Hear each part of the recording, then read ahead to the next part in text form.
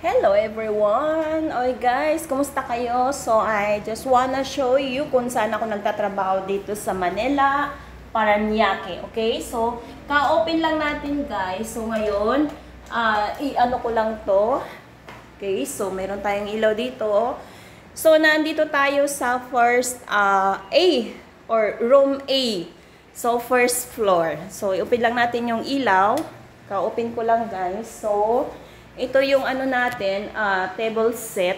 So, ito yung ano, 888 down. Kasi meron siyang up. So, dito tayo sa 888 sa baba. So, ito yung pinaka-set namin. And then, akyat tayo dyan for the class, something like class A or VIP room. So, ito yung ano natin.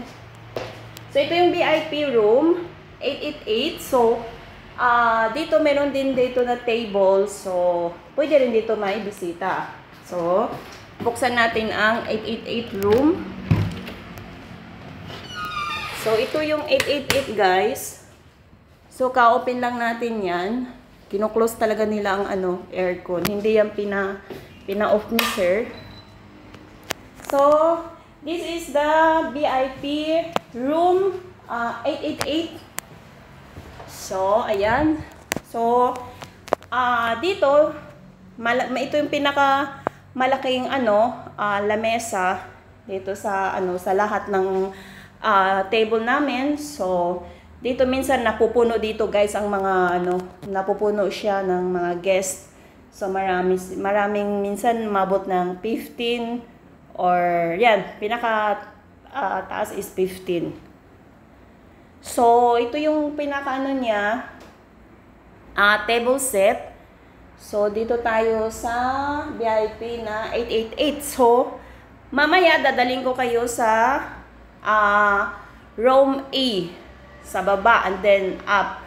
So, ito yung pinaka-room room A, ito yung pinaka-room A and then room B. So, dito tayo, room B, mamaya papakita ko sa iyo. So, dito ako nagwo-work guys as a Mandarin translator. So, okay. So, ito po yung mga table set namin. So, we move to the other. I-close lang natin muna to. The other room. Kasi wala pa namang bisita. So, hindi lang kailangan natin i-pull ang ilaw. So, ayan. Okay na po siya. So, i-close lang natin to. Okay. So, we move the other. So, kung mapupuno pala doon, guys, kasi minsan nga, mga 15 or so the other guests, nandito sila. So, ito na yung baba tayo. So, move natin sa, ano, sa,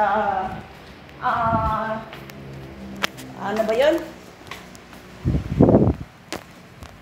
Move tayo for the, ito na po yung, room B. Okay? So, this is the room B down. So, ito po yung arrangement namin sa table namin. So, kadamihan, the best na table na madaming bisita is here kasi nga malapit sa pintuan. So, dito siyang, ang iba kumakain. Ayan. So, ito po yung room E. Kanina is room B.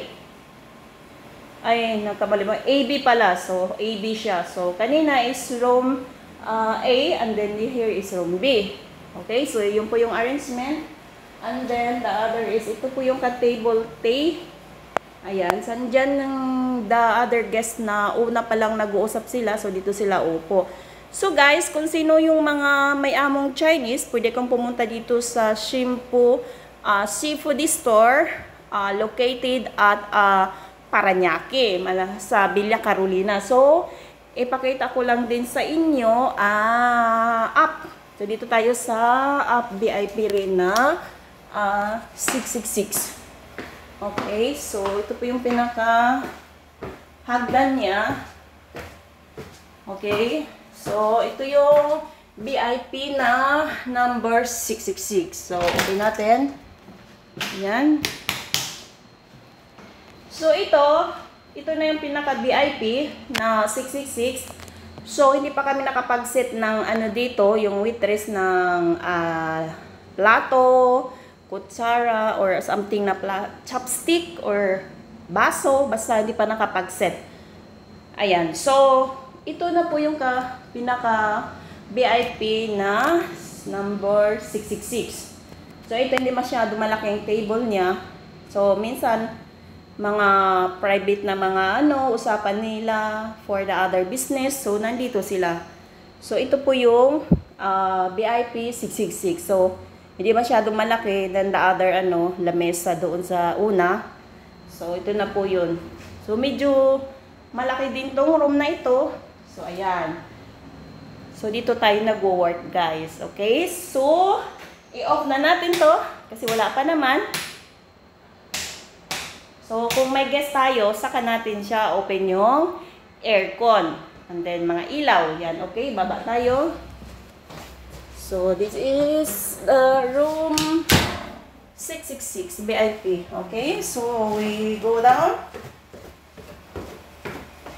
And then, i-ano ko din tayo, guys, kasi ka-open lang natin sa store. So, ito na po yung namin, mga prutas, ayan, mga frozen na mga pinapaluto nila. So, ayan, mga fresh po yan. So, ito na yung pinaka-kusina. Dahil pinakauna tayo, dahil nandito sa ating yung susi, yung tayo nag-open. So, dito sila sir nagluluto. Okay, naghuhugas, the other assistant. Okay?